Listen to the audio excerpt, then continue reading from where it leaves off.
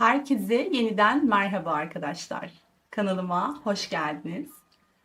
Umarım herkes çok iyidir. Umarım tüm iyi niyetli dilek ve istekleriniz gerçekleşme yolundadır. Şimdi bugün bir eril dişil açılımı yapacağım. Bu desteği eriller için kullanıyorum. Mavi tüyümüz ve bu desteği de bu güzel turuncu tüyleri de dişiller için, yani dişilerin bölümü bu taraf, erillerin bölümü bu taraf olacak. Geçmiş, güncel ve gelecek olarak her iki tarafın da durumunu değerlendireceğiz. Dilerseniz hemen açılıma geçelim.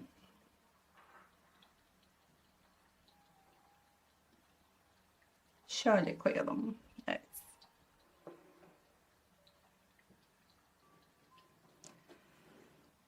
Öncelikle eril tarafı oluşturmak istiyorum kartlarına.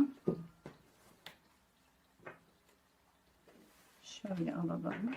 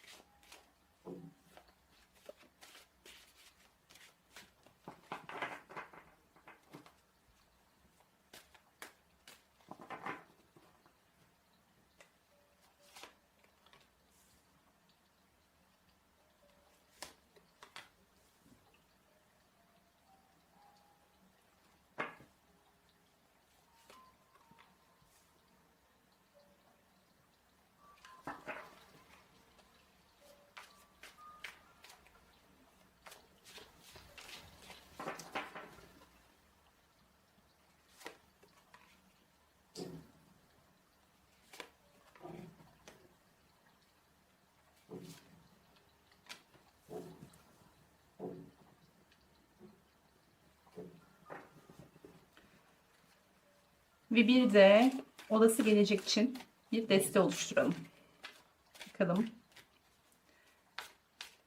Olası yakın gelecekte neler olabilir? Bunları en son açacağız arkadaşlar.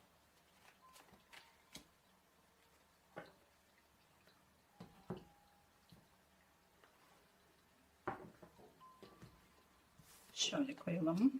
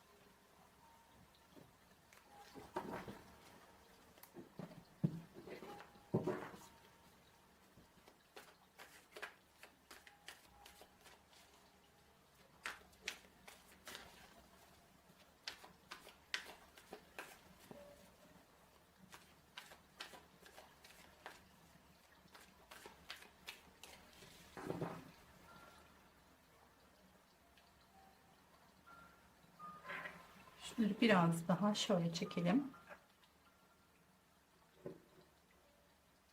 Evet.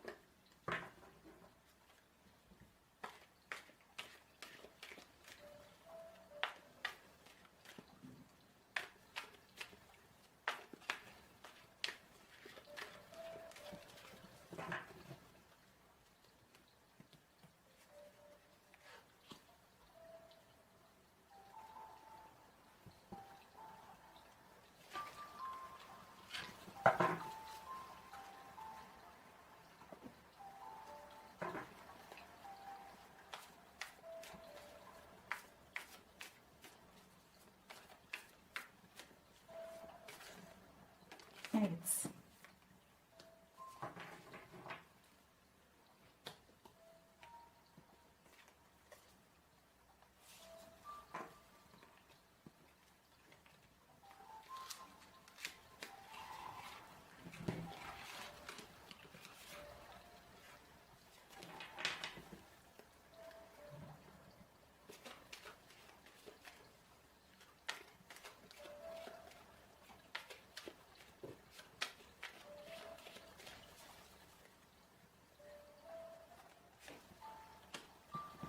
Evet, bunlar olası gelecek kartlarımız.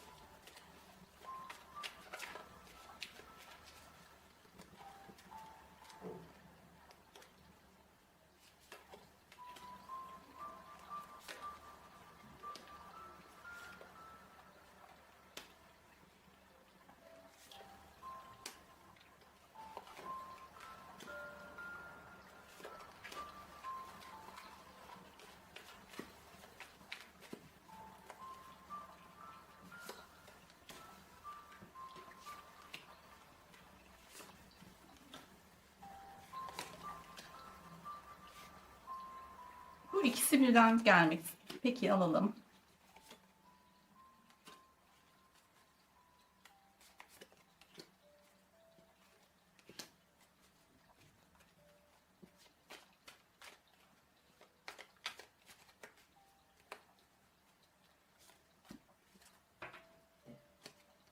Evet arkadaşlar, kartlarımız hazır. Şu gelecek kartlarını şöyle kenara alıp açılıma geçiyorum. Şu şekilde koyalım. Şöyle. Evet.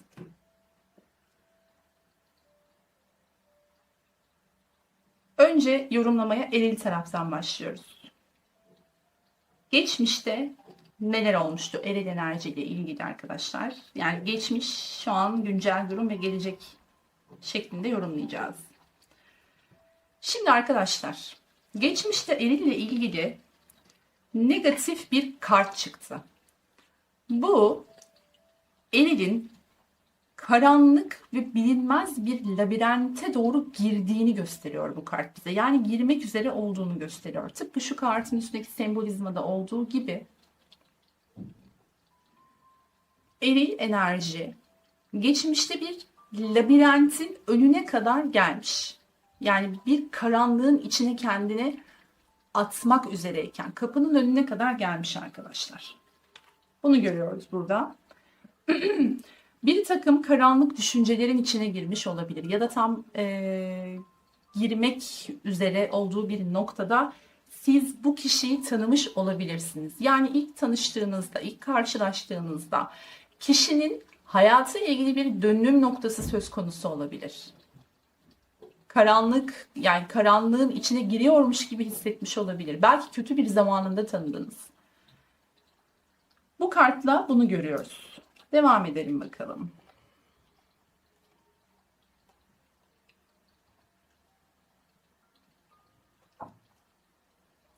Arkadaşlar, görünen o ki aslında bu kişi ilk tanıştığınız zaman sizden etkilenmesinden dolayı, yani aranızda güzel bir şeyler olabileceğini düşünmesinden dolayı size aslında bir, hani böyle ufak da olsa bir somut bir adım atmak istemiş. Şimdi şöyle düşünebiliriz. Burada bir kısım, kolektifin bir kısmının ilişkisi hiç başlamamış olabilir. Başlayamamış olabilir. Şu karanlık labirent, karanlık olan durum her neyse, girmek üzere olduğu karanlık durum her neyse, ya bu sebepten dolayı ilişkiniz hiç başlayamadı ya da başladı ama böyle somut, elle tutulur, gözle görülür somut bir adım, ufak da olsa küçük bir adım ilişkiyle ilgili bir ileriye dönük işte sağlamlaşma, ilişkinin ciddileşmesi ya da size çok değer verilmesi gibi konuları pek fazla görememiş olabilirsiniz. Bu durum kişinin egosundan da kaynaklanıyor olabilir. Bakın, bir ego kartı çıktı burada. Egosundan kaynaklanmış olabilir bu kişinin. Yani aslında size bir adım atmak istemiş. Hani ya ilişkiyi başlatmak istedi ya da böyle değilse bile arkadaşlar, ilişki başladıysa bile ilişkiyi ileriye götürmek anlamında aslında bir istek var. Fakat ya bu karanlığın kapısında olmasından dolayı, yani bu labirentin kapısında olmasından dolayı ya da egosundan dolayı arkadaşlar, bu iki sebepten dolayı daha detaylı bakacağız tabii ki. Size bu adımı atamamış gibi görünüyor. Yani istediğiniz o somut adım her neyse sanki onu alamamışsınız gibi görünüyor burada. Belki bir seyahate çıkmak, belki bir tatile gitmek ya da belki olduğunuz yerden uzaklaşmak. Şimdi dedik ya, kişi bir takım karanlık düşüncelerin içine girmiş, bir labirentin, karanlığın içine önüne kadar gelmiş diye. İşte belki bundan bir kaçış olsun istedi. Belki bunu sizinle istedi. Bir seyahate çıkmak, bir yer değişikliği, taşınmak, başka bir şehirde ya da ülkede yaşamak gibi konuları düşünmüş arkadaşlar. Fakat dediğim gibi burada ya bu durumdan dolayı ya da egodan dolayı bu adım gelmemiş gibi görünüyor. Yani istediğiniz o somut adım. Belki hani söylendi, lafı geçti, konuşuldu. Belki size bununla ilgili bir istek söylendi. Fakat bu harekete geçmemiş. Yani bu hayata geçmemiş gibi görünüyor arkadaşlar bu düşünce. Şöyle de olabilir. Şimdi bu kişiden bu adım gelmediği için belki bu sizin egonuzu yaralayan bir şey olmuş olabilir. Yani beklentiyi belki biraz yüksek tuttunuz. Fakat bu kişiden bu beklediğiniz şeyi göremeyince belki egosal olarak biraz zarar görmüş olabilirsiniz burada. Evet, bakalım devam edelim. Arkadaşlar bakın, şimdi burada bir haksızlık durumu var. Siz belki de bu ego durumundan dolayı size haksızlık yapıldığını düşünüyor olabilirsiniz. Yani benim hak ettiğim bu değildi. Benim hak ettiğim şey bu adımdı. Ben bunu bekliyordum. Ama burada bana bir haksızlık yapıldı. Ben inanıyorum ki belki de şunu düşünüyor olabilirsiniz. Bu kişi benim ruh eşimdi. Ben onu gördüğüm andan itibaren bunu anlamıştım. Aranızda gerçekten ruhsal bir bağlantı, bir sözleşme vardı belki de. Bunu düşünmüş olabilirsiniz arkadaşlar. Bir kontrat vardı bizim aramızda. Belki bu bir kadersel bir durumdu. Yani biz kadersel olarak bir araya getirilen ve beraber olup mutlu olması gereken iki kişiydik. Neden böyle oldu diye egosal bir çatışmanın, yani kendinizle egosal bir çatışmanın içine ya da karşı tarafla da girmiş olabilirsiniz arkadaşlar. Ama burada bir haksızlık yapıldığını düşünmüşsünüz kendinize, size. Yani elin tarafından dişili bir haksızlık yapıldığı düşüncesi var sanki burada.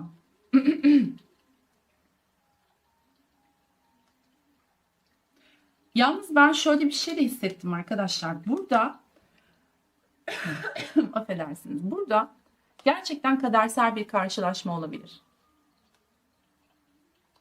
Yani bu karşılaşmanız kadersel olabilir. Bu kişinin bu kötü zamanında tanışmanız kadersel bir süreç olabilir. Yani bunların hepsi sistemin bir planı olabilir. Fakat karşı taraf gerçekten zor bir durumun içine girmek üzereyken tanıştığınız için arkadaşlar zaten bu istekleriniz yerine getirilememiş, gerçekleşememiş. Bu nedenden dolayı da bu sizde bir egosal bir yıpranma ve zedelenme yaratmış gibi görünüyor geçmişte. Evet.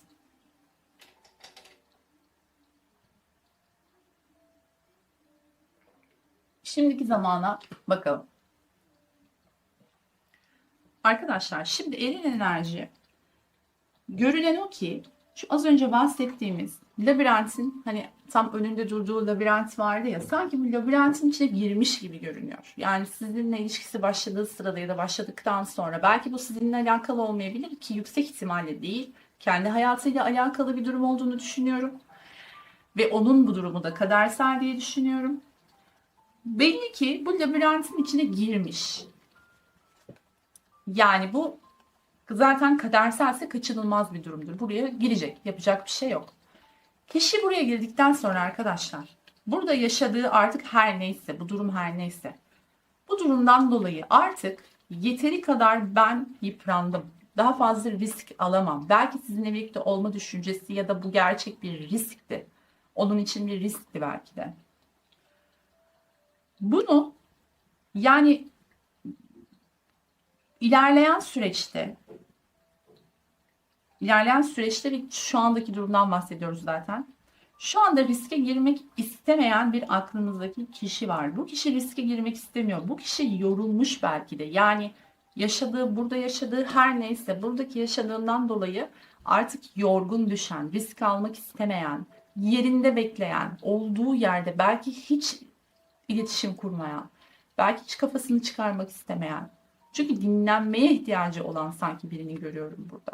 Yani her ne olursa olsun, dış dünyada her ne olursa olsun, kendi içinde bu şekilde böyle arkadaşlar kendi güvenlik alanında, kendini dışarıya kapatıp güvenlik alanında yaşıyor gibi bir hali var. Yani ben böyle iyiyim, rahatsız edilmek istemiyorum. Dışarıda ne olursa olsun umurumda değil. Yani umurumda değil derken dışarıda olup bir tane ilgilenmiyorum. Kendime çitler çektim. Kendi bahçemde, kendi alanımda oturuyorum çünkü çok yorgunum. Çok üzgünüm.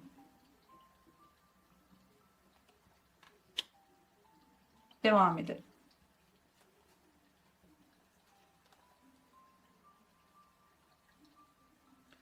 Arkadaşlar bakın. Şimdi burada şöyle bir durum var. Kadersel olduğundan bahsetmiştik. Burada kişi şu anda bakın siz gerçekten kalbine sanki mühürlenmişsiniz. Artık her ne yaşadıysanız belki çok kısa bir ilişki yaşadınız. Belki de hiç başlamadı. Fakat bu tanıştığınız zamandan itibaren yani belki sizi ilk gördüğü andan itibaren şöyle bir açılım da yaparız. Sizi ilk gördüğünde ne hissettiğiyle ilgili bir açılım da yaparız arkadaşlar belki bundan sonra.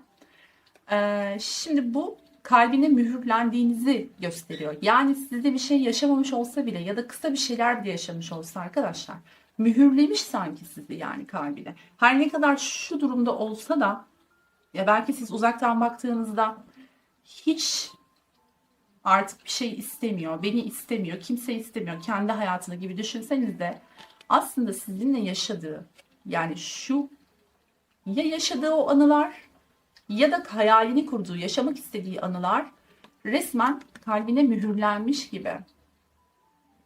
Şu andaki durum bu.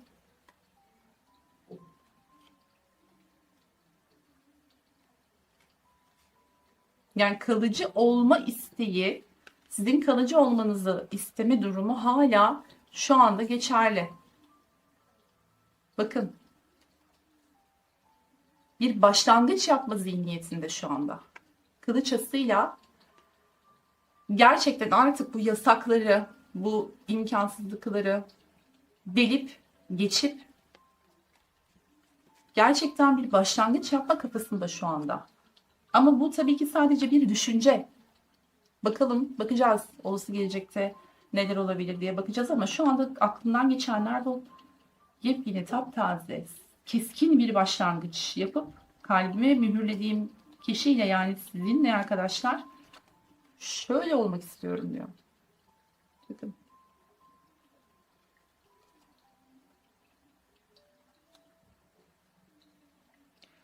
Arkadaşlar görünen o ki aranızda tensel ve tutkusal bir durum da var. Yani burada yoğun tutkulamak, tutku duymak, arzulamak gibi mevzular da görüyorum burada. Tensel anlamda da bir çekim var yani. Eril tarafta. Devam edelim bakalım. Bakın arkadaşlar. Kesinlikle bu kişinin sizinle ilgili bir başlangıç yapma isteği var. Kılıç ası ve asa ası geldi. Alt alta geldi bu kartlar.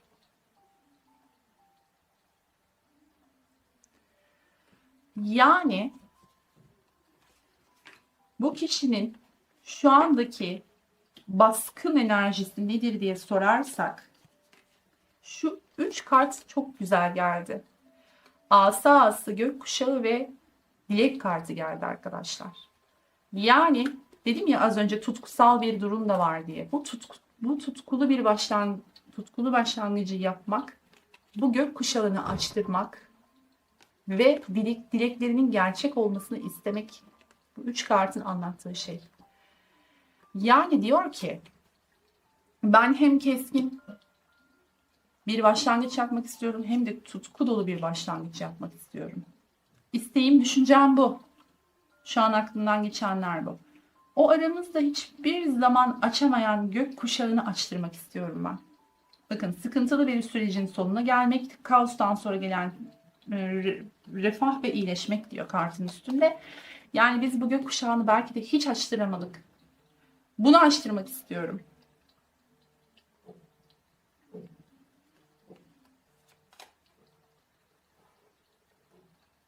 Evet.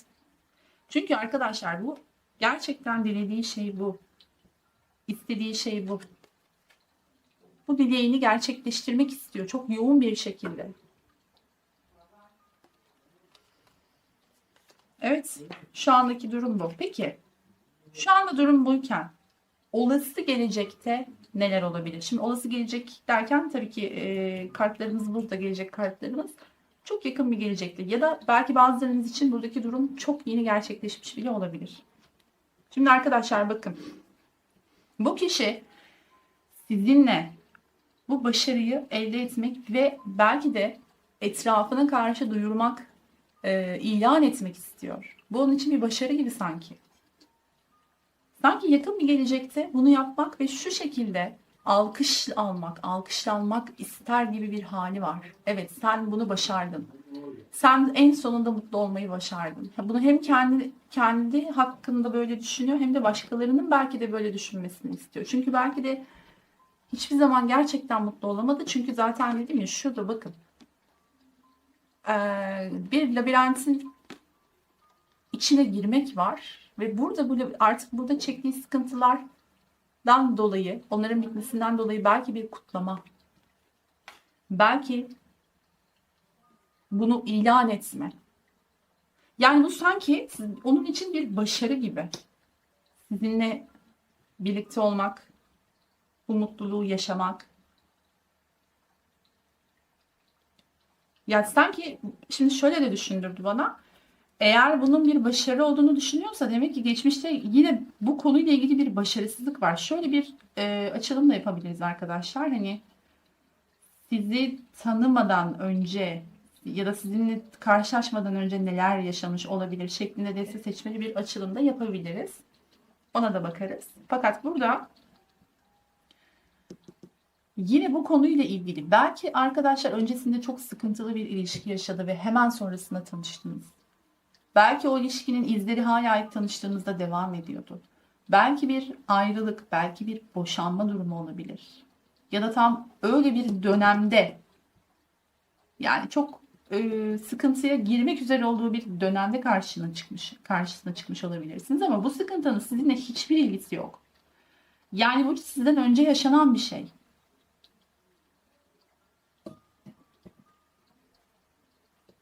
Onu anlatmaya çalışıyorum.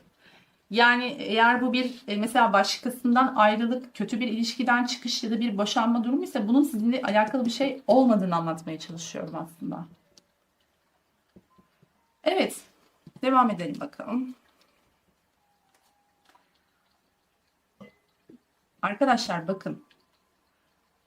Bu kişi kesinlikle bir yolunu bulup, kısa da olsa bir yolunu bulup, yani bu bir kurnazlıkla da olabilir. Hani kısa yolu bulmak,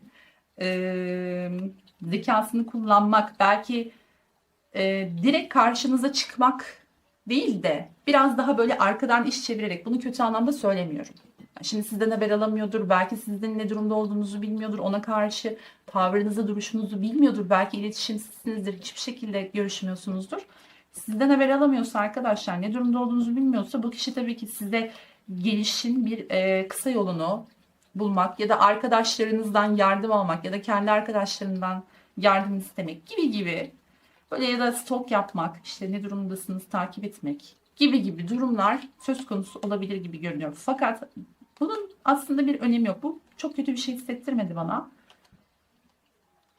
Önemli olan benim için burada şu kart. Araba kartı arkadaşlar. Artık bir seçim yapıp cesaret bulup yola çıkmak.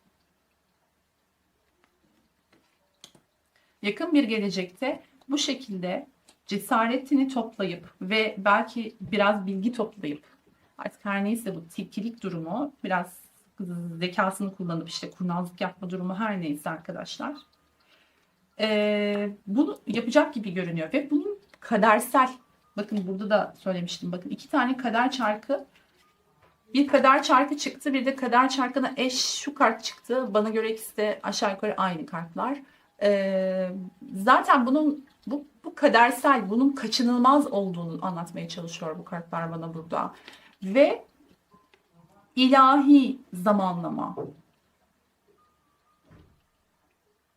Yani bunun kesinlikle ilahi planın bir parçası. Bu kişiyle hikayenizin bittiğini düşünüyorsanız arkadaşlar, herhangi bir şekilde aslında bunun devam edeceğini, burada bunun kadersel olduğunu ve kaderin bir planı olduğunu söylüyor. O yüzden biraz akışa bırakmakta fayda görüyorum ben burada.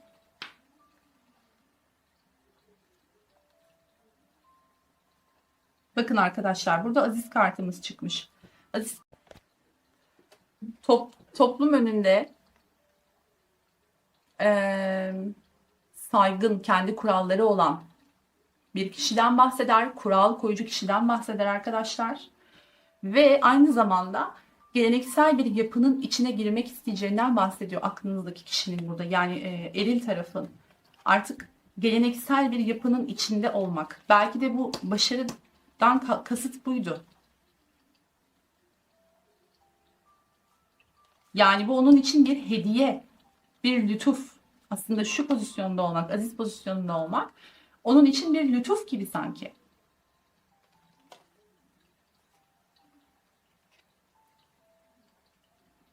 Evet.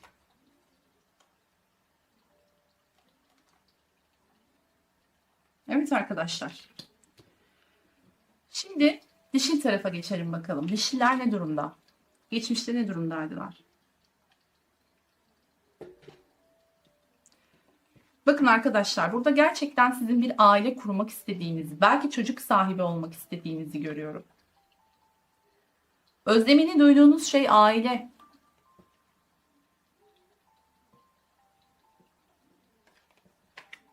Geçmişte belki bu insanla tanıştığınızda özlemini duyduğunuz şey buydu, aileydi. Belki hala öyle, bilemiyoruz. Bakacağız şimdi.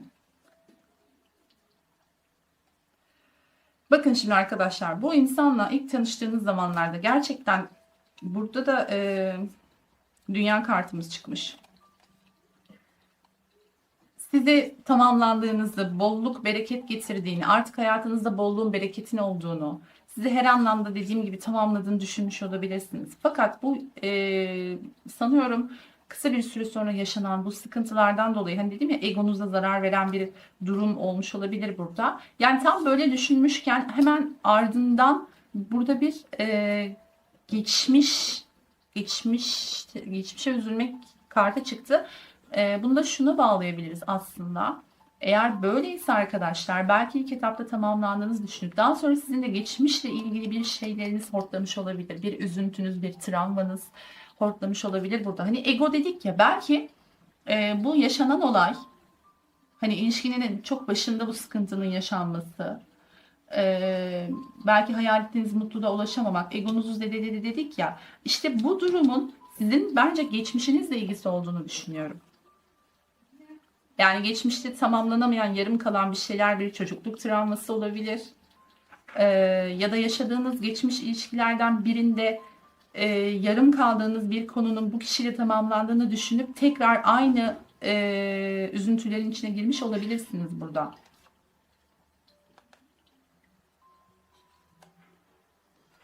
Geçmişte ilk zamanlarda böyle bir konu var. Bakın yine yuva çıktı. Aile ve yuva kartları. Bu insan size yuva kurma özleminiz var ya arkadaşlar.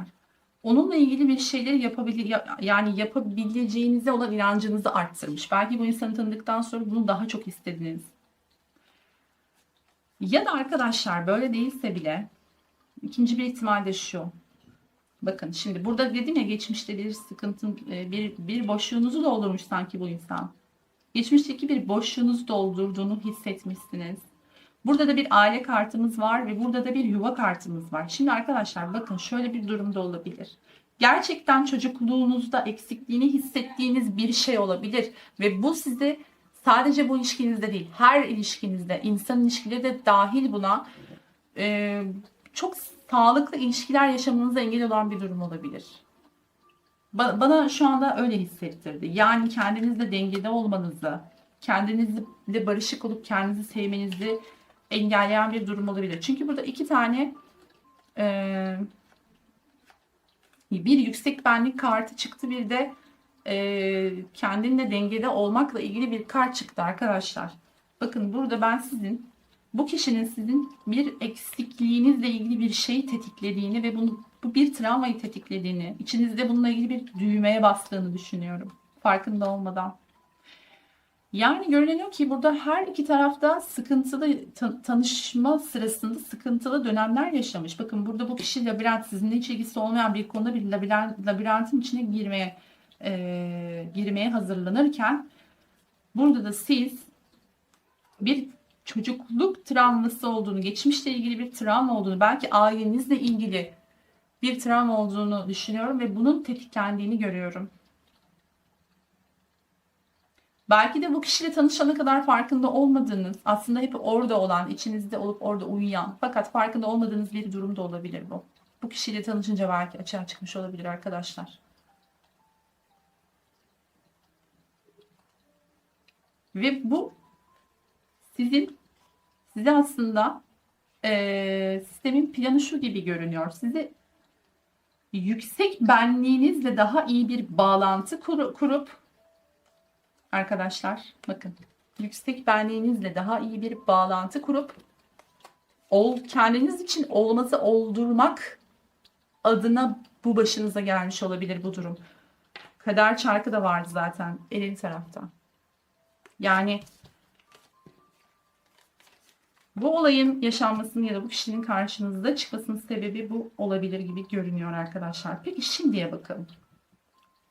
Siz kendinizi iyileştirecek bir takım aktiviteler içinde bulunuyor olabilirsiniz ve sizi destekleyecek bazı grupların içine giriyor olabilirsiniz arkadaşlar. Bir örnek veriyorum, işte bir terapi grubu olabilir bu, ya da bir yoga grubu olabilir. Yani her şey olabilir. Belki yeni arkadaş grupları, yeni arkadaşlar, yeni ortam, sosyal ortamlar olabilir. Yani burada kendinizi daha iyi hissettiğiniz, yüzünüzün güldüğü ve insanlarla beraber aynı ortak düşüncedeki insanlarla birlikte bazı aktiviteler yapıyorsunuz gibi sanki. kendinizi iyileştirme yolunda topluluklara katılıyorsunuz gibi görünüyor arkadaşlar. Şu andaki durumda. Bakın. Tutkularınızı arttıracak bir takım aktiviteler bunlar. Yani aslında bu tarafı unutmak ya da bu acıların üstünü örtmek için yapılan bir şey de olabilir bu. Tamam, şu an işe yarayan, şu an sizi mutlu eden bir şeyler olabilir. Fakat uzun vadede ne kadar sağlıklı bir durum tabii onu bilmiyoruz. Hani bir şey böyle kökünden kurtmak gerekir ya, bir sıkıntıyı, sorunu. Onu anlatmaya çalışıyorum.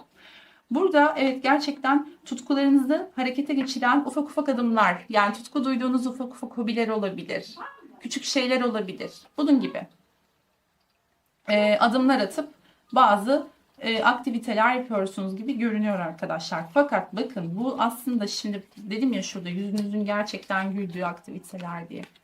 Bu sizin taktığınız bir maske de olabilir. Kendinize de taktığınız, yani sadece dışarıya değil. Belki eril enerjiye böyle göstermeye çalışıyorsunuz. Ben iyiyim, mutluyum. Bak kendimi, hobilerimi geliştirdim. Hobiler keşfettim. Başka sosyal ortamların içine girdim. Ben iyiyim, mutluyum gibi bir maske de takıyor olabilirsiniz burada arkadaşlar. Belki siz bile farkında değilsiniz bunun.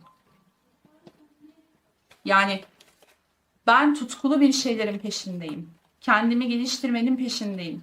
Ama sanki hala aklınız bu tarafta gibi. Tamam, belki size iyi geliyordur bunlar ama ne yaparsanız yapın sanki yine buranın merhametine, şefkatine, merhamet değil de şefkat desek daha doğru olur. Şefkatine ihtiyacınız varmış gibi bir haliniz var.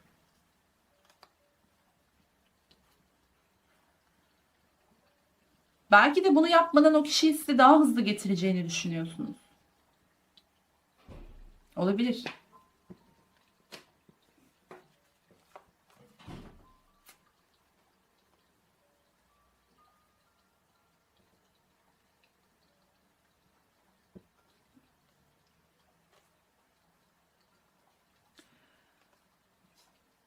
Aslında arkadaşlar ne yaparsanız yapın, istediğiniz şey karşınızdaki, yani aklınızdaki bu eril enerjiyle bir alışveriş içerisinde olmak. Yani hangi aktiviteyi yaparsam yapayım, keşke onunla yapsam, keşke o olsa.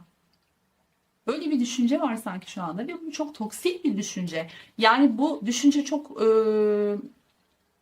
sizi ileriye götürecek bir düşünce değil. Bu size zarar veren bir düşünce. Bunu arkadaşlar, yani şimdi burada biraz derine inmek gerektiğini düşünüyorum. Aslında sizin sorununuz bu kişiyle değil, kendinizle de değil. Çocukluğa ya da eskiden yaşanmış bir ilişkiye dayanıyor bu. Oralarda bir yerlerde bir şey var sanki, bir eksiklik var. Puzzle'ın eksik bir parçası var gibi. Zaten bu kişi de sanki bu parçayı tamamlıyor gibiydi bakın burada. İlk tanıştığınızda. Yani eğer karşı taraftan ilgi, sevgi, merhamet, şefkat bekliyorsanız bunu önce kendinize vermeniz gerektiğini anlatmaya çalışıyor aslında burada kartlar. Daha sonra belki onunla aranızda bir alışveriş, duygusal bir alışveriş olabilir. Ama bu işi çözüme ulaştırmak gerekiyor. Bu toksik bir düşünce. Şu andaki zihin yapınızda, düşünce yapınızda bu var. Bakalım yakın gelecekte. Bakın arkadaşlar, bakın. O kadar manidar gelmiş ki kartlar, sırası da çok enteresan gerçekten. Burada bir yokluk bilinci var gelecekte. Yakın gelecekte bir yokluk bilinci var. Sizin tarafınızda çıktı bu. Buradaki kişi aslında arkasında zenginlikler olan şu taş kalp. Kalp şeklinde bir taş var burada. Kaya var arkadaşlar. İçerisinde bolluk, bereket var. Bakın burada da bolluk, bereket kartı vardı. Fakat siz bu bolluk, bereketi sanki yanlış bir yerde arıyorsunuz gibi. Bakın arkasına dönmüş kişi. Görmüyor. Arkasındaki bolluğu, bereketi görmüyor. Yokluk bilinci, kıtlık bilinci içerisinde. Yani bu kıtlık bilinci, ya olmaz ki. Zaten beni kimse sevmez ki. Zaten bu kişi beni neden sevsin ki? Neden gelsin ki? Bu bilinçten çıkmanız gerektiğini söylüyor burası. Bu sizi bolluktan ve kısmetinizi kapatan, bolluktan eden bir düşünce. Bundan, bu kıtlık bilincinden, bu yokluk bilincinden kesinlikle kurtulmanız gerektiğini söylüyor arkadaşlar kartlar. Yani burada böyle bir konu var. Evet. Evet arkadaşlar, burada böyle bir konu var. Yani siz bolluğu ve bereketi yanlış yerde aradığınız için aslında hemen arkanızda olan bir şey göremiyorsunuz sanki. Yakın gelecekte de böyle gibi görünüyor. Şimdi neden bunu söylüyoruz? Bu bir uyarı niteliğinde. Yani yakın gelecekte böyle olmaması için neler mümkün? Neler yapabiliriz? Bu yüzden zaten bu açılımı yapıyoruz. Şimdi bu böyleyken arkadaşlar bakalım. Bakın gene bolluk bereketle ilgili bir kart geldi. Evet. Şimdi siz yakın gelecekte şöyle düşünüyorsunuz arkadaşlar. Benim kendimi bolluk içinde hissedebilmem için kesinlikle bu kişiyle söz konusu eril enerjiyle bu şekilde el ele olmam gerekiyor. Kupa ikilisi kartı ve kesinlikle ondan bir haber almam gerekiyor. Yani onun bana haber vermesi, onun bana bir mesaj atması, onun beni bir araması, bana bir haber göndermesidir aslında bana bunu hissettirecek olan gibi bir düşünce var burada arkadaşlar. Bunu bu şekilde yorumlayabiliriz. Ama şunu da söyleyeyim. Görünen o ki arkadaşlar zaten bu şurada da söylemiştik sanıyorum. Yani bu devam edecek, arada biten bir şey yok gibi sanki. Devam edecek bu durum. Evet, burada bir araba kartımız vardı. Yani bu kişiden beklediğiniz şey eğer buysa ya da mutluluğunuz, bolluğunuz, bereketiniz buna bağlıysa bu zaten olacak arkadaşlar gibi görünüyor yakın gelecekte. Hani bununla ilgili bir sıkıntı yok. Yine bakacağız tabii ki yakın gelecek kartlarına. Fakat bütün hayatınızın mutluluğunu, bolluğunu ve bereketini buna bağlamanız burada aslında yanlış ve toksik bir durum. Şu andaki durum sanki gelecekte de devam edecek gibi gördüğüm için söylüyorum.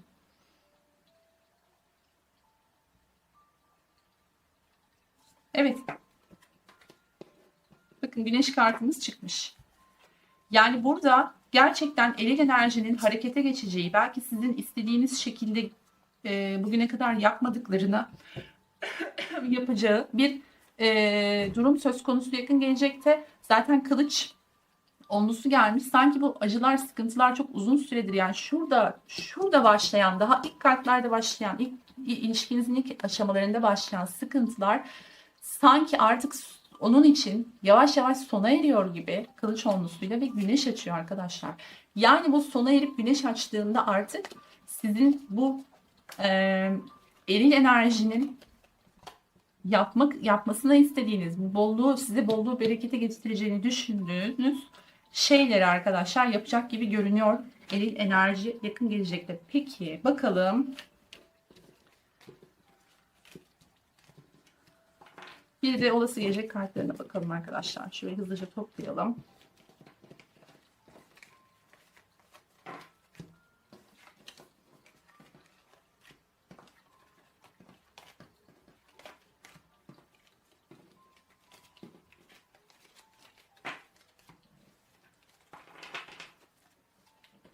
Evet. Bu arada şu güneş kartımız yukarıda dursun. Bize şifa olsun. Açılımında da şifa olsun. Neredeydi güneş kartımız? Gökkuşağı ve güneş kartını açık tutmak istiyorum. Evet. Eril ve dişile.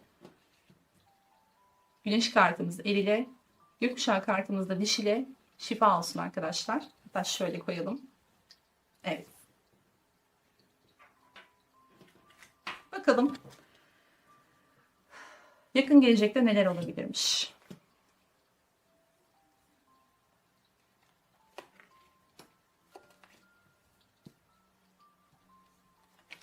Yine güneş kartını bulduk arkadaşlar. Müjdemi isterim. Buyurun. Güneş kartını bulduk yine. Bu destede de. Bu farklı bir deste. Ve burada da bulduk. Çok şükür. Ve tabut kartının altında gelen bir güneş kartı. Anlatacağım şimdi. Evet. Gerekirse gene kart çekeriz. Bu açılımı sevdim. Şimdi arkadaşlar bakın. Burada hayatı az önce bahsettiğimiz şekilde hayatı belki de dağılan, hayatıyla birlikte ilişkisi dağılan, yani sizinle olan ilişkisi dağılan bir eril enerji görmüştük. Burada sanki bu eril enerji bu dağınıklığı topluyor gibi. Bu dağınıklığı toplayıp sanki bir güç kazanacak. Yakın gelecekte biraz ilişkiyi toparlamaya, kendinde o gücü bulduktan sonra ilişkiyi toparlamaya çalışacak gibi görünüyor. Bunun yanı sıra şuraya ben bir kart daha çekmek istiyorum. Artış kartının altına kupa dörtlüsü geldi. Kupa dörtlüsü neden geldi acaba? Onu bir anlamlandıralım. İyice bir anlamak istiyorum. Evet, şunu alacağım. Şunu da alacağım. Evet, anladım arkadaşlar. Şimdi anlaşıldı. Bakın, şimdi bu aranızdaki bu anlaşmazlıklar, çatışmalar var ya, yani bu belki tartıştığınız, belki çatıştığınız, anlaşamadığınız noktalar oldu. Bunları artık bitirmek istiyor. Zaten dönüp şöyle bir arkasına baktığı zaman ya biz ne için çatıştık? Ne için bunları yaşadık? Biz bunları bir kenara bırakıp az önce de kılıç ası gelmişti, yine geldi arkadaşlar. Keskin bir başlangıç yapabiliriz. Bunu yapabiliriz. Artık bunlar bana keyif vermiyor. Beni mutlu etmiyor. Bu çatışmaların bitmesini istiyorum. Aranızdaki bu savaşın bitmesini istiyorum. Diyor olabilir. Bakalım başka bir ne olabilir burada, ihtimalleri ayırmak gerekirse. Ya da şu da olabilir arkadaşlar. Birileriyle bir savaş halindeyse, dedim ya size, bir şeyler bitmiş sanki. Hani tanıştığınız zaman bir kaosun içindeymiş. Belki bir şeyler bitti. Bir ilişki, bir evlilik, her şey olabilir. Bir ortaklık bile olabilir bu arkadaşlar yani. Dediğim gibi onun için ayrı bir açılım yapacağım. Fakat burada şöyle, artık bitti. Bitirdim. Çatışmalarımı bitirdim. Hayatımla ilgili sıkıntıları bitirdim. Bu kişilerle ya da bu durumlarla olan savaş bitti yani. Ve ben yeni bir başlangıç yapmak istiyorum. Bu durumu artık istemiyorum. Bıktım artık böyle bir durumun içinde olmaktan. Belki de uzun süredir böyle bir durumun içindeydi. Artık bıktım, istemiyorum, yeter diyen birisi var burada arkadaşlar. Sadece şu artış kartını bir kart daha çekeceğim.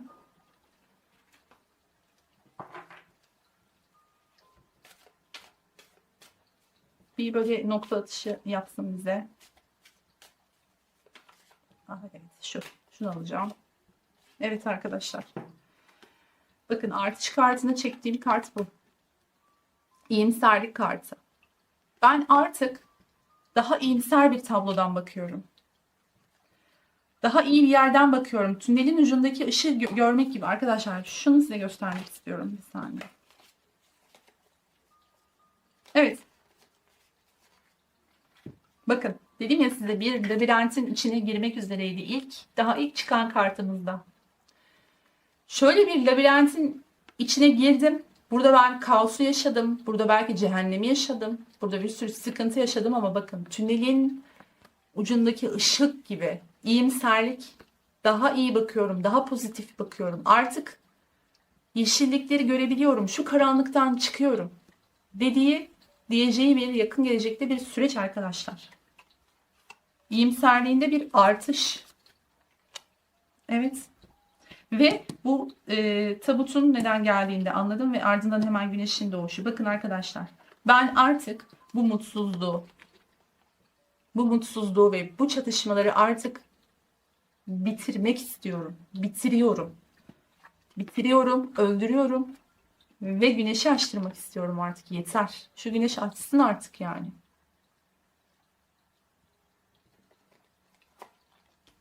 Bitirdiği şey burada çatışmalar ve belki de sizi de mutsuz etti. Yani bu durum aslında seni de mutsuz etti. Benim kendimle savaşım, başkalarıyla savaşım seni de mutsuz etti. Senin de hayatını kaosa sürükledi belki. Ama artık bunu bitirmek istiyorum. Ve artık şu karın, bakın şimdi burada karın ruhu çıkmış. Okuyorum kartı. İçinde bulunduğun durum sana soğuk hissettiriyor. Karın dondurucu soğuğu seni tepkisizleştiriyor. Şimdi bu kişi bu olayları yaşadığı esnada sizden tamamen kopmuş olabilir. Buz gibi davranmış olabilir. Sanki böyle bir kendini bir difrize koymuş da orada dondurmuş gibi olabilir arkadaşlar. Hiçbir şekilde belki haber alamadınız. Hiçbir şekilde iletişim kuramadınız. Karda ve soğukta kaldınız. Artık bunun bitip güneşin açması. Çünkü güneş açtığında böyle karlar erir ya, hani doğaya bir canlılık gelir. Kar yağdığında ise her şey donar. Ve her şey belirsizlikte kalır. Kar bütün sırları örter. Sanki böyle bir kışın, sert kara bir kışın içinden geçmişsiniz gibi arkadaşlar. Ama bu güneşle beraber bu durum sona eriyor. Ve gerçekten hayatınızda kalıcı bir birliktelik, artık kalıcı bir şeyler olması için. İstek bu yönde, yani eylem de bu yönde olacak gibi görünüyor. Derinlerde iz bırakmak, uzun süreli olaylar veya durumlar diyor. Hatırlarsanız şurada da bir kartımız çıkmıştı. Bulabilirsem şimdi onu. Evet, buldum. Bakın. Mühür kartı ve çapa kartı. Zaten mühürlüsünüz kalbinde. Bunu daha da kalıcı hale getirmek artık. Çapa atmak. Sizin belki limanınıza çapa atmak istiyor arkadaşlar. Çünkü hatıralar beyninde öyle bir dönüyor ki, dönecek gelecek zamanda da arkadaşlar, hatıralar çok sıkıştırıyor. Bir yaşadığınız güzel anılar, her şey çok fazla sıkıştırıyor gibi görünüyor. Nostalji ve hatıralar. Çok fazla düşünüyor yaşadıklarınızda. Özellikle yalnız kaldığı zamanlarda ve akşamları. Belki geceleri evinde yalnızken oturup düşündüğü zamanlarda. Böyle pencereden dışarı, belki güzel bir manzarası varsa böyle pencereden dışarıya doğru bakarak. Sizin böyle yüzünüzü hayal ediyor sanki. Konuşmalarınızı, mimiklerinizi, yüzünüzü, belki gülüşünüzü. Evet. Arkadaşlar, şimdi bakın. Güneş kartımız. Şu kartları şöyle. Güzel bir açılımda. Şifa olsun hepinize arkadaşlar. Şöyle yapalım. Kartlarımızı alalım ve şöyle yapalım. Evet. Evet arkadaşlar. Dinlediğiniz için çok teşekkür ediyorum. Hepinize şifa olsun. Kendinize çok iyi bakın. Hoşça kalın.